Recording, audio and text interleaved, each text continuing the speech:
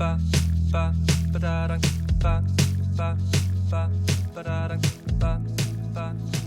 to your daily devotional. Today's devotional comes from Matthew 15:21-28. And it's the story of the faith of the Canaanite woman. So basically what happens, a Canaanite woman has a daughter who's possessed by a demon, seeks out Jesus, asks him to heal her daughter, and after a discussion, Jesus says, "Great is your faith. Because of your faith, your daughter is healed." And so that begs the question, what is faith? A great biblical definition of faith comes from Hebrews 11:1. And it says, "Now faith is the assurance of things hoped for, the conviction of things not seen." Or simply put, knowing something is true even though it is not obvious.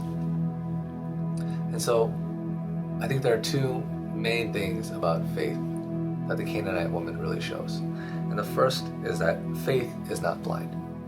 I think the word faith has kind of lost its meaning, just like the word love has lost its meaning.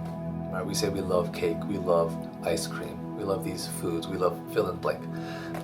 We don't love those things, we really like them. And I think in the same way, faith has been equated with the word hope. Right? We hope something is going to happen, but that's not true. Faith means you know something is true, even though it's just not obvious.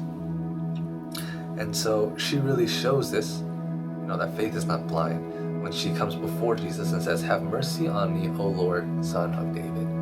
That means she did her homework, right? She knows that he is from the lineage of David, and she knows that he's a man of authority. She didn't just bump into him on the street. Another way she shows this is when Jesus says, "I'm here for the children of Israel, and it's not right to take their food and give it to the dogs," referring to her. She says, "Yes, Lord, yet even the dogs eat the crumbs that fall from their master's table." And, that means she knew, based on stories of Jesus, what she's heard of him, that even the crumb of his miracles is enough to heal her daughter. The second important thing about faith that she really shows is that faith elicits appropriate action. And so I kind of like to imagine like this. You're gonna cut down a tree that's next to your house. And so because gravity exists and will pull that tree down when you cut it, you're gonna cut it in such a way that it'll fall away from your house. And in that same way, her actions show her faith.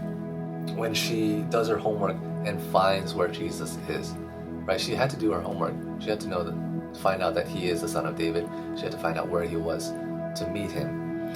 When she cries out and won't leave him and won't take no for an answer, right? She shows that in her actions. And the last thing is that she kneels before him. When she says, "Oh Lord," that means that he is a man of authority. And so the appropriate action she has chosen is to kneel before him. And so I want to leave you with two parting questions. The first one is, what is your faith based on? What are you reading, and what has happened in your life, and how are you processing things that is fostering your faith in Jesus? And the second question, which might be a little more difficult to answer, is how has your faith changed you? What about your faith is changing the way you approach certain situations and changing the way you think? Yeah. Leave your answers in the comments below if you feel comfortable. Definitely share it with us. We love hearing from you guys. And but most importantly, I implore you to be faithful. Ba, da, da, da, da, da.